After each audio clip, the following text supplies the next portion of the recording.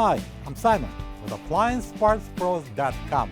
Today we're going to show you how to repair your appliance. Are you ready?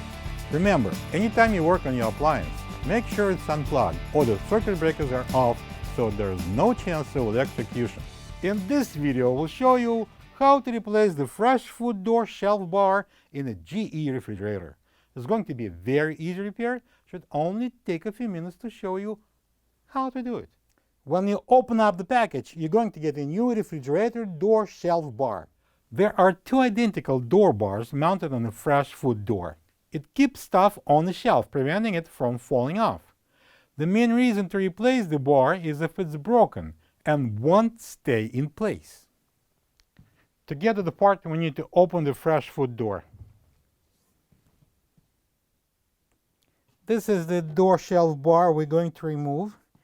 And to do that, I'm going to grab it on both sides, grab it firmly and pull it up. This is the old refrigerator door shelf bar next to the new one. If you don't have this part, you can get it from AppliancePartsPros.com.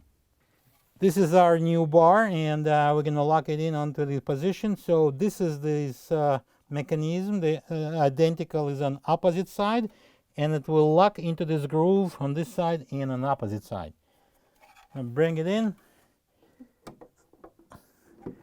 above the bottom and slide it down. And now we can close the door. Plug the fridge back in and make sure it's cooling. Thank you for being a part of another successful repair brought to you by AppliancePartsPros.com. For any of your future appliance repair projects, please check out our other videos available on our site, on Facebook, on YouTube, and on Instagram.